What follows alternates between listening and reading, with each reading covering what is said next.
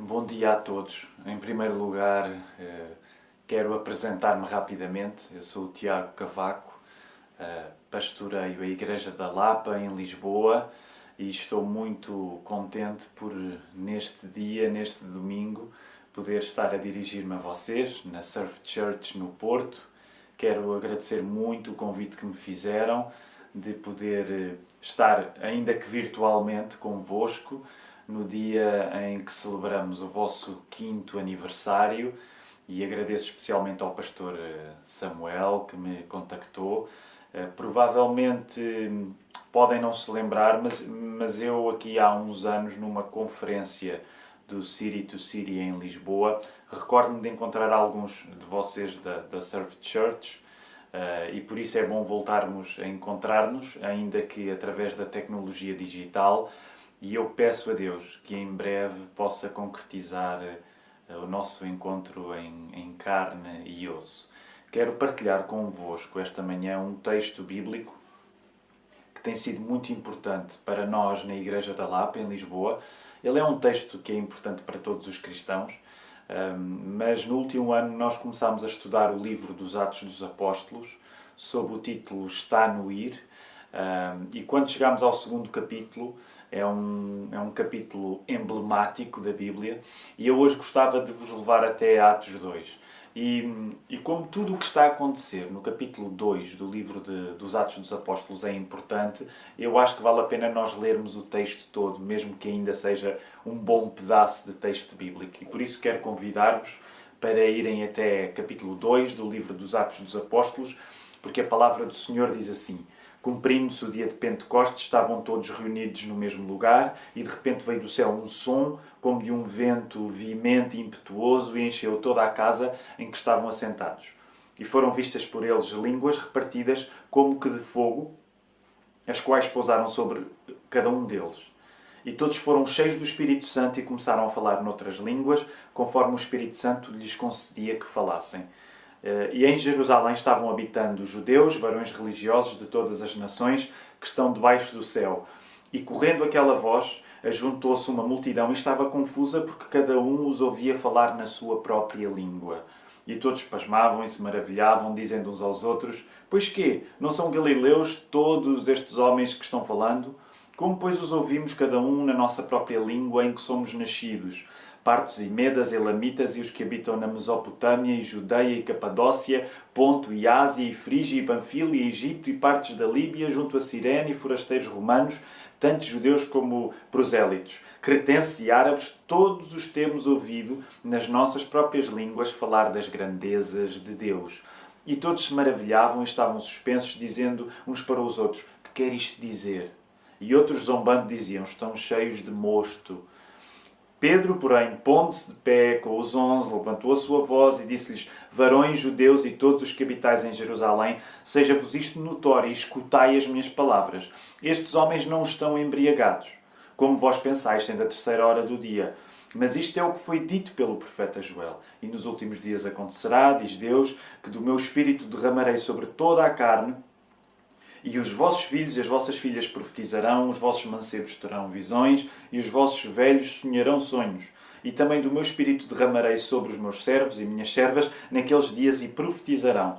E farei aparecer prodígios em cima no céu e sinais em baixo na terra, sangue, fogo e vapor de fumo. O sol se converterá em trevas e a lua em sangue, antes de chegar o grande e glorioso dia do Senhor. E acontecerá que todo aquele que invocar o nome do Senhor será salvo.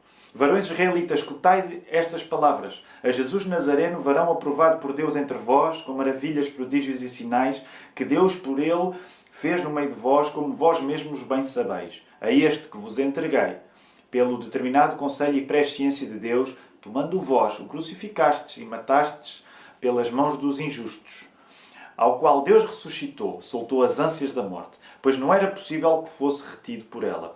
Porque dele disse Davi: sempre havia dentro de mim o Senhor, porque está à minha direita para que eu não seja comovido. Por isso se alegrou o meu coração e a minha língua exultou. E ainda a minha carne há de repousar em esperança, pois não deixarás a minha alma no Hades, nem permitirás que o teu santo veja corrupção. Fizeste-me conhecidos os caminhos da vida, e com a tua face me encherás de júbilo. Varões, irmãos, seja-me lícito dizer-vos livremente acerca do patriarca David, que ele morreu e foi sepultado, e entre nós está até hoje a sua sepultura. Sendo, pois, ele profeta, e sabendo que Deus lhe havia prometido com juramento que do fruto dos seus lombos, segundo a carne, levantaria o Cristo para o assentar sobre o seu trono. Nesta previsão, disse da ressurreição de Cristo, que a sua alma não foi deixada no Hades, nem a sua carne viu a corrupção. Deus ressuscitou este Jesus, do que todos nós somos testemunhas. De sorte que, exaltado pela destra de Deus e tendo recebido do Pai a promessa do Espírito Santo, derramou isto, que vós agora vedes e ouvis. Porque David não subiu aos céus, mas ele próprio disse o Senhor ao meu Senhor, assenta-te à minha direita, até que ponha os teus inimigos por escabelo dos teus pés. Saiba, pois, com certeza, toda a casa de Israel, que é esse Jesus, a quem vós crucificastes, Deus fez Senhor e Cristo. E ouvindo eles isto, compungiram-se em seu coração e perguntaram a Pedro e aos demais apóstolos: que faremos, pois, varões irmãos? E disse-lhes Pedro: arrependei-vos e cada um de vós seja batizado em nome de Jesus Cristo para perdão dos pecados e recebereis o dom do Espírito Santo, porque a promessa vos diz respeito a vós, a vossos filhos e a todos os que estão longe, a tantos quanto Deus nosso Senhor chamar. E com muitas outras palavras, isto testificava e os exortava, dizendo: salvai-vos desta geração perversa. De sorte que foram batizados os que de bom grado receberam a sua palavra. E naquele dia agregaram-se quase 3.000 almas. E perseveravam na doutrina dos apóstolos, na comunhão e no partir do pão e nas orações. E em toda a alma havia temor. E muitas maravilhas e sinais faziam pelos apóstolos. E todos os que criam estavam juntos e tinham tudo em comum, e vendiam as suas propriedades e fazendas, e repartiam com todos, segundo cada um necessitasse. E perseverando unânimes todos os dias no templo e partindo o pão em casa, comiam juntos com alegria e singeleza do coração, louvando a Deus e caindo na graça de todo o povo. E todos os dias acrescentava o Senhor à igreja aqueles que se haviam de salvar. Foram 47 versículos do livro dos Atos dos Apóstolos e o meu propósito neste dia, ao trazer-vos Atos capítulo 2 até vocês na Surf Church no Porto, é fazer uma pergunta, que é sabes ler o texto que a tua vida é? E basicamente a tese desta mensagem é que é muito triste quando nós, ao viver a nossa vida, escrevemos um texto que não conseguimos compreender. E por isso mesmo, a minha convicção com a Palavra de Deus aberta é que, como Deus cria todas as coisas através da sua Palavra, e como nós fomos criados pela Palavra de Deus, a Palavra de Deus é tão importante que no Gênesis 1 nós sabemos que Deus cria tudo através daquilo que diz, e a Palavra, o Verbo que cria tudo, fez-se Deus em Cristo. Portanto, aquilo que nós sabemos no Gênesis 1 é uma história continuada depois em João 1, quando nos é explicado que o poder de Deus, através do qual todas as coisas foram criadas, a palavra, essa mesma palavra é Deus em Cristo e fez-se homem e esteve connosco. Isto quer dizer, muito sucintamente, que todas as pessoas que existem são criaturas da palavra, porque sem a palavra elas não existiam. Então isso significa que todas as pessoas que existem são textos de Deus. Ora, se nós aceitarmos esta verdade revelada de que somos textos de Deus, porque somos produto da palavra de Deus, então nós precisamos de, através da graça de Deus, desenvolver uma capacidade de compreender que texto a nossa vida é. Por isso mesmo a minha pergunta é: se tu sabes ler o texto que a tua vida é, se tu não souberes ler o texto que a tua vida é, tu estás a escrever uma existência que, apesar de a estares a escrever, tu não a sabes ler. E eu acredito que no livro dos Atos dos Apóstolos, neste capítulo 2, esta pergunta, sabes ler o texto que a tua vida é de alguma maneira respondida. Portanto, no final desta mensagem eu gostaria que tu, assistido pelo Espírito Santo, que é Deus, Deus é Pai, Filho e Espírito Santo, que tu, assistido pelo Espírito Santo, ganhasses uma capacidade que de facto te é dada, que nesse sentido é sobrenatural, de compreenderes a tua vida, de compreenderes que texto estás a escrever. Ora, vou tentar ser breve, porque eu sou um pregador que pode levar muito tempo, e rapidamente dar um contexto do capítulo 2 de Atos, porque nós lemos o capítulo todo. Jerusalém, a capital de Israel, estava cheia de peregrinos de todo o mundo mediterrâneo. Ora, para tentarmos ter uma ideia acerca da festa que estava a atrair pessoas de todo o mundo mediterrâneo a Jerusalém, talvez possamos pensar em duas festas dos nossos dias. Uma, o Thanksgiving americano. Não é só americano, outros países o têm, mas é sobretudo americano. O Thanksgiving americano e, por outro lado, uma festa nossa, portuguesa, as vindimas. Talvez o Pentecostes hebraico seja uma espécie de mistura entre o Thanksgiving americano e as vindimas portuguesas. Porquê? Porque o espírito do Pentecostes é um espírito de gratidão. Esta era uma festa que tinha sido instituída lá em Levítico 23, 15 a 25, e era uma festa que queria salientar o coração grato que o povo de Israel deveria ter para com Deus através da celebração das colheitas, daquilo que a terra dava, que no fundo era aquilo que Deus dava. Esta festa acontecia 50 dias depois da festa maior, que foi a festa da nossa semana passada, da Páscoa.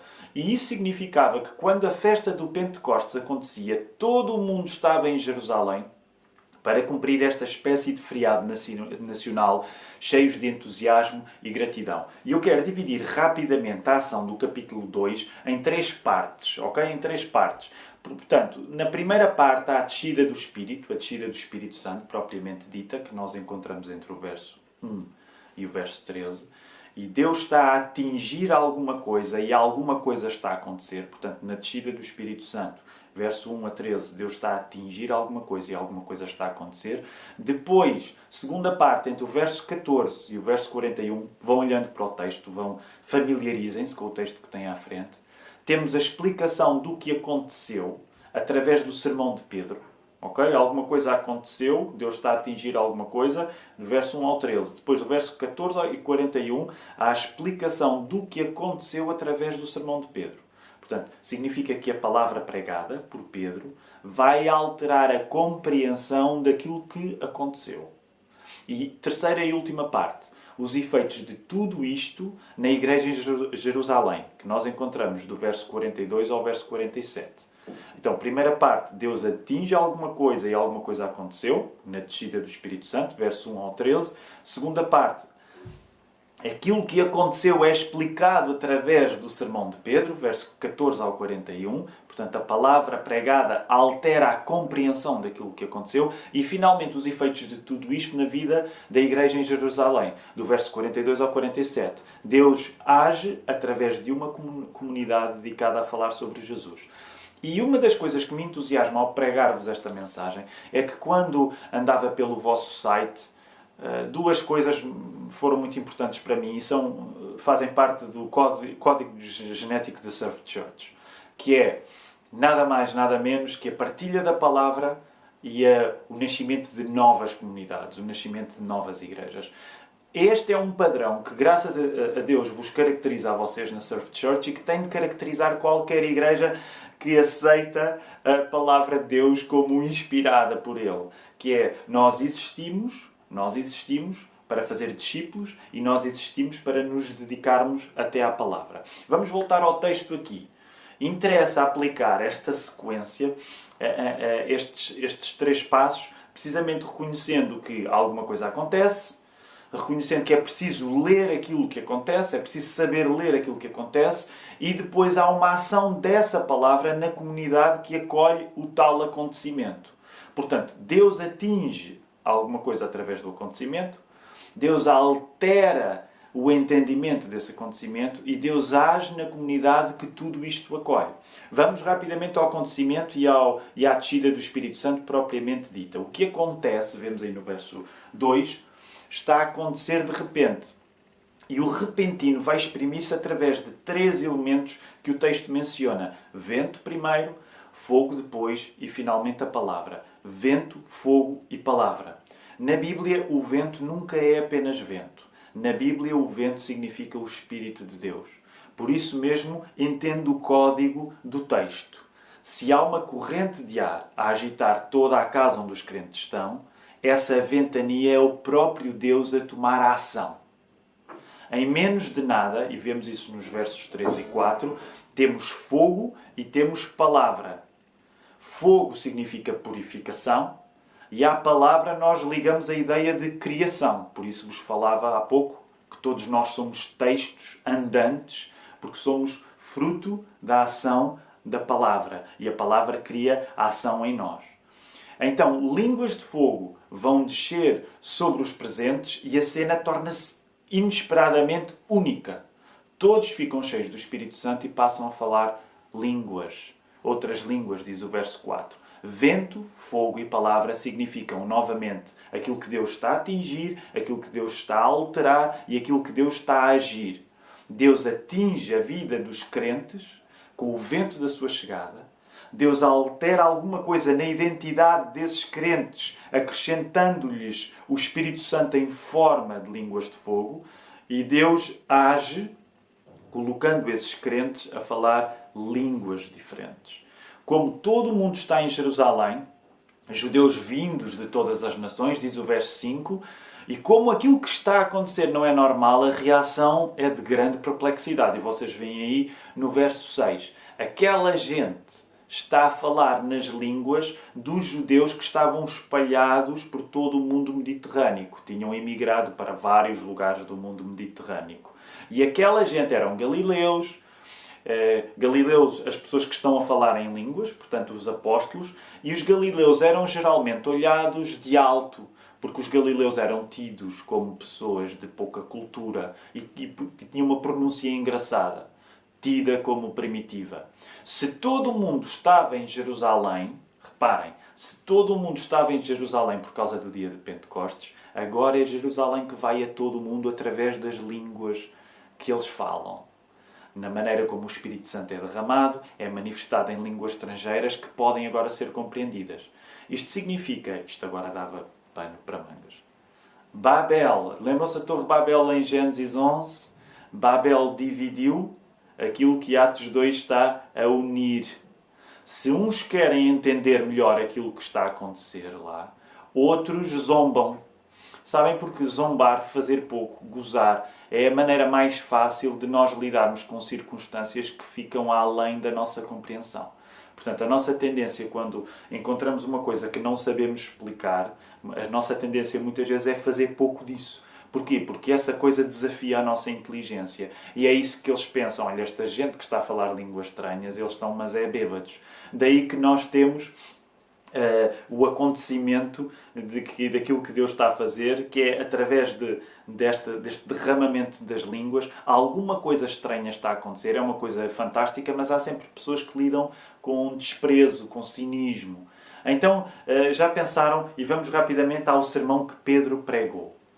Já pensaram que o resumo do primeiro sermão da história da Igreja pode ser exprimido aqui? O assunto de Pedro no primeiro sermão que pregou é: meus caros, isto não é pinga, isto é profecia. Então, basicamente é isto que Pedro vai pregar. Eles não estão bêbados, isto não é pinga, eles não estão bêbados, isto é profecia. E por isso ele vai indicar, vai abrir os pulmões, Pedro, e vai explicar: isto não é pinga, isto é profecia, isto é aquilo que Joel, o profeta Joel, do Velho Testamento, já tinha profetizado. Portanto, este é o acontecimento do Pentecostes propriamente dito, aquilo que Deus estava a atingir. E tendo visto de seguida como se altera a realidade através da leitura certa do acontecimento, é isto que Pedro vai fazer. Portanto, o Pentecostes é o acontecimento e depois o que Pedro vai fazer é, através da pregação da palavra, alterar o entendimento do acontecimento. Porque algumas pessoas estavam a entendê-lo como bebedeira. Percebem? Eu sei que estou a andar um pouco rápido, mas este é um esquema muito importante. Alguma coisa aconteceu, Deus agiu através do Pentecostes, derramar as línguas do Espírito Santo, não é? Através, no derramamento das línguas sobre os crentes, e depois Pedro precisa de pregar a palavra para que aquelas pessoas entendam o que está a acontecer. A mesma coisa acontece hoje connosco 2000 anos depois. A minha tese muito sucinta é esta: se tu não ouvires a palavra pregada por Deus, tu não sabes bem aquilo que está a acontecer. Se tu não aceitares que Deus, que seja o próprio Deus, a explicar aquilo que Ele mesmo está a fazer, então tu não vais compreender aquilo que Ele quer fazer contigo na tua vida e aquilo que Ele já está. Por um lado, vamos aos efeitos portanto, o acontecimento, a explicação do acontecimento e agora os efeitos do acontecimento na comunidade que acolheu esse acontecimento, que é a igreja em Jerusalém. Por um lado, podemos dizer que o Espírito Santo abriu uma escola teológica em Jerusalém, com 3.000 alunos acabados de matricular, que se junta aos antigos 120 cristãos, que o capítulo 1 menciona. É também isso que quer dizer perseverar na doutrina dos apóstolos, que vocês encontram aí no verso 42. Agora, imaginem 3.000 pessoas, imaginem os batismos em massa. Eu consigo imaginar que talvez a Surf Church no Porto, que se Deus quiser vai se estender por outros lugares, muito além do Porto, em Portugal e em todo o mundo, mas eu imagino os batismos. Talvez a Surf Church seja das igrejas mais preparadas para corresponder a uma coisa tão torrencial como esta que estava a acontecer, de 3.000 pessoas se converterem e precisarem de ser batizadas. E, portanto, imaginem os batismos em massa. Sabem, eu queria só fazer aqui uma nota. Infelizmente, às vezes é comum, no meio evangélico, nós darmos mais ênfase àquilo que Deus faz no nosso coração do que aquilo que Deus faz na nossa cabeça.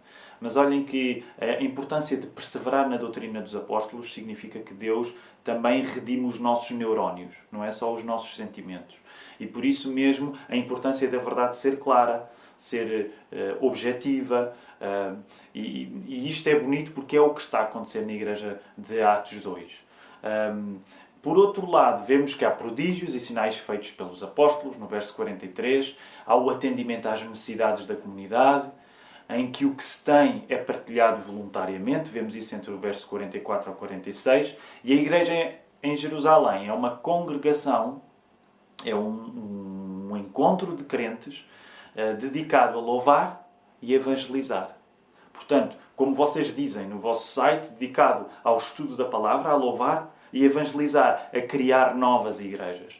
É uma igreja virada para dentro, okay? É virada para dentro na medida em que a palavra é o centro, isto não é um detalhe, isto é o fundamento, e por ser virada para dentro da palavra, vira-se para fora na evangelização. Isso foi das coisas que mais me inspirou quando estava a investigar mais sobre a Surf Church. É mesmo isso, temos de estar virados para dentro no núcleo da palavra, Cristo, para então nos podermos virar para fora. Não adianta virarmos para fora se não nos virarmos para dentro. E não adianta virarmos para dentro se não nos virarmos para fora. E é interessante porque neste momento em particular as pessoas gostam muito da igreja em Jerusalém. Atenção, é muito fácil nós às vezes idealizarmos a igreja em Atos 2 e dizer todas as igrejas deviam ser como Atos 2. Mas atenção, o livro dos Atos dos Apóstolos tem mais 26 capítulos onde a igreja vai deixar de cair nas boas graças do povo. Portanto, se pela graça de Deus vivemos momentos em que a nossa igreja pode cair nas boas graças dos não crentes, agradeçamos a Deus por isso. Mas não julguemos que uma igreja fiel a Cristo tem de sempre cair nas boas graças dos não crentes.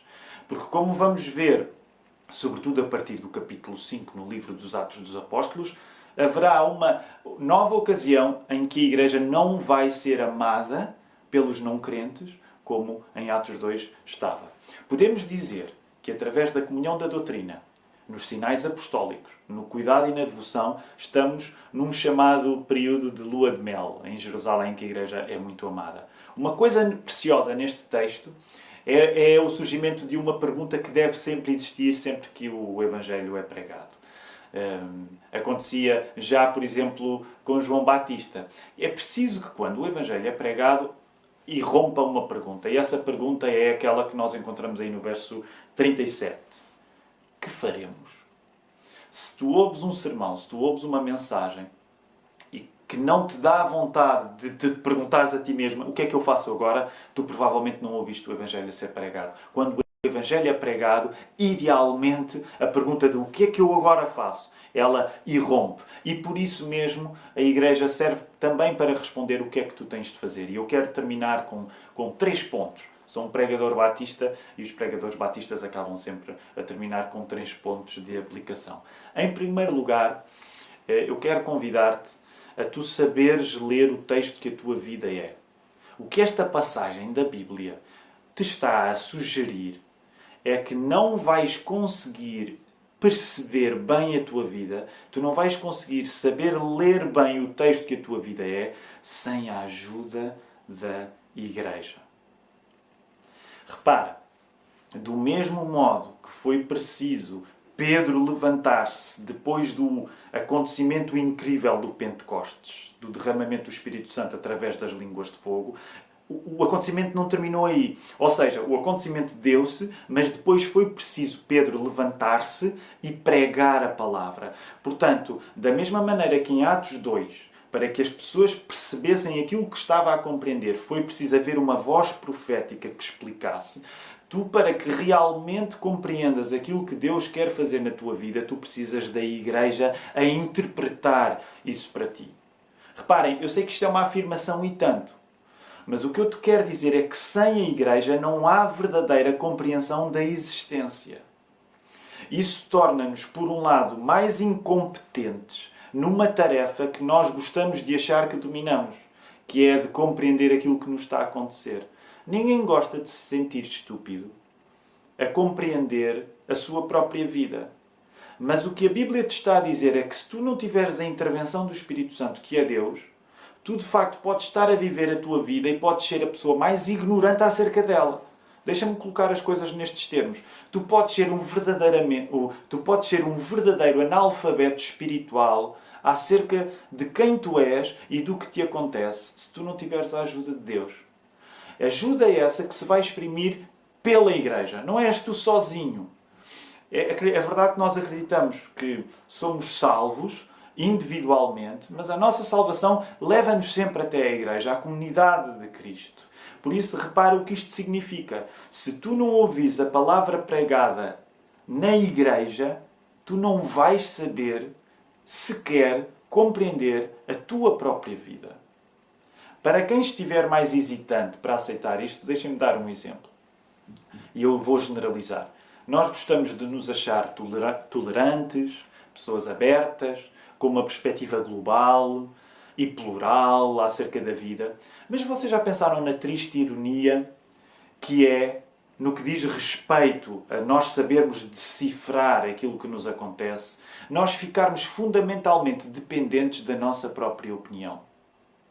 Já pensaram que muitas vezes a nossa tendência na nossa vida é nós ficarmos reduzidos a uma perspectiva única de interpretação daquilo que nos está a acontecer, que é a nossa própria opinião? Deixa-me perguntar-te desta maneira, quem é que são os Pedros que se levantam no meio dos acontecimentos da tua vida, nos acontecimentos que te impressionam, nos acontecimentos transformadores, como o Pentecostes foi? Quem são os Pedros que se estão a levantar na tua vida, no meio desses acontecimentos, e a partir do texto bíblico explicarem-te aquilo que realmente está a acontecer? Será que tu és o próprio Pedro da tua vida? Será que a tua vida é basicamente a história de coisas te acontecerem e tu seres o único intérprete das coisas que te estão a acontecer? Se for assim, deixa-me dizer-te não é com condenação, mas quero ser corajoso. Se tu és a única pessoa que interpreta a tua própria vida, tu estás a viver debaixo de um monopólio da tua própria inteligência. E tu até podes ser uma pessoa muito inteligente, mas tu só te estás a ouvir a ti mesmo e tu precisas de ouvir outras pessoas. E, sobretudo, tu precisas de ouvir Deus, para que Deus te explique o texto da vida que tu estás a escrever e muitas vezes não tens sequer a noção. Segundo lugar, rapidamente, junto com a capacidade de tu saberes ler o texto que a tua vida é, tu deves arrepender-te realmente de não teres o lugar da presença de Deus como o mais importante. Lendo Atos 2, nós compreendemos que o acontecimento mais importante é o encontro transformador com Deus, que se exprime quando nós dedicamos a nossa vida a falar de Cristo. Logo, se a manifestação do Espírito Santo envolvendo a tua mudança na vida da igreja não é o cenário mais importante da tua vida, tu estás a viver o filme errado. Sabes, muitas vezes nós usamos a igreja como uma espécie de penitência para que a grande ação da nossa vida seja fora da igreja. E o que a Bíblia te está a querer dizer hoje é o contrário. Tu não precisas te sentir culpado e ir à igreja para te penitenciares. Tu tens é de compreender que a igreja é a cena principal da tua vida. É onde o Espírito Santo entra em ação. Portanto, a igreja deixa de ser o lugar da penitência e passa a ser o lugar do desejo. Tu não vais até à igreja para te sentires menos culpado sempre que não consegues falar acerca de Jesus, mas tu vais, é o contrário, tu vais desejar falar acerca de Jesus e a igreja vai ser o lugar natural, o lugar principal da ação que a tua vida é. Vai ser o cenário perfeito para o filme que a tua vida é e que está a construir quando és orientado pela palavra pregada pela igreja, dirigida pelo Espírito. Isto leva-me ao último ponto, que é, em terceiro e último lugar, acredita e corre para esta ação de Deus. Junta-te ao acontecimento transformador, que é o encontro com o Espírito Santo, e que muda a tua vida ao ponto de falares acerca de Jesus. Já não é o tal imposto que tu tens de pagar, não é a tal penitência que tu tens de cumprir, mas é aquilo que tu desejas. Falar de Jesus deixa de ser uma obrigação. Nesse sentido, tu não tens uma obrigação de falar sobre Jesus, tu não tens um dever sobre falar, não tens um dever de falar sobre Jesus, tu desejas falar sobre Jesus porque Jesus é a cena principal da tua vida. E por isso mesmo, quando nós formos falar acerca de Cristo, o nosso enquadramento não deve ser "Ei, desta vez até consegui", ou "Sinto-me menos culpado porque forcei o assunto". Não, tu vais querer desejar falar acerca de Jesus. Agora também quero-te dizer, todos nós podemos e devemos nesta hora reconhecer junto de Deus que ninguém tem naturalmente o desejo de falar de Jesus na medida certa. Todos nós precisávamos de desejar ainda mais Jesus e precisávamos desejar ainda mais falar acerca dele. E por isso mesmo é que eu te quero dizer, corre para Deus, confessa isso. Mostra a tua insuficiência, a tua ineficácia. Não é errado dizeres a Deus, Deus, eu quero desejar-te mais ainda do que desejo. E por isso mesmo que eu te quero, e com isto quero mesmo terminar, é que tu possas pedir a Deus que abra o teu coração para essa coisa única que é o encontro renovador com o Espírito Santo em comunidade. Toma esse encontro com o Espírito Santo em comunidade como a maravilha que ele realmente é e que muitas vezes nós não sentimos. Pede a Deus que, por exemplo, quando Ele voltar a nos dar a bênção do encontro físico ao domingo, tu entendas a posição fantástica em que te estás a colocar quando estás nesse lugar, que é a comunidade reunida, guiada pelo Espírito Santo através da palavra pregada. Vento, fogo e palavra são símbolos do poder que existe quando nós nos encontramos no nome de Jesus. Quando nós nos encontramos no nome de Jesus e este texto bíblico é pregado, tu estás a entrar nessa área de poder. E daí resultará coisas incríveis, transformação, comunhão com Deus. Percebe que o lugar da reunião, guiados pelo Espírito através da pregação da palavra, é um lugar de cura. Anseia esse encontro. Deseja-o com a vida toda. Despeja quem tu és no louvor que dás. Pede grandes coisas a um grande Deus. Toma esse encontro, da mesma maneira que foi arrebatador e fantástico e mudou tudo em Atos 2, como um encontro que vai continuar a ter poder para mudar tudo. E é precisamente quanto mais tu estiveres envolvido nesse encontro com a liderança do Espírito Santo, através da palavra pregada, vivida em comunhão, que a Igreja é, que tu vais compreender melhor o texto que estás a escrever com a tua vida. Sabes ler o texto que a tua vida é se viveres na comunidade de Cristo, guiado pelo Espírito na leitura da sua palavra, tu vais compreender um pouco melhor aquilo que estás a escrever com a tua vida e que tantas vezes te está a passar ao lado. Por isso, corre para Jesus. Esse é o meu apelo. Quero agradecer a oportunidade de poder abrir a palavra junto de uma comunidade que vai para dentro na palavra para depois poder ir para fora na proclamação dessa palavra àqueles que ainda não conhecem. Que os 5 anos que Deus deu à Surf Church no Porto possam ser multiplicados pela alegria de ver muitas mais pessoas através do encontro com o Espírito Santo, reconhecendo o poder da morte e ressurreição de Jesus, saberem ler o texto que estão a escrever. Que Deus vos abençoe e que em breve nós possamos estar juntos em carne e osso, para nos podermos abraçar sem medo de Covid, sem medo de coronas e saudarmos uns aos outros com a graça do Senhor. Que Deus vos abençoe.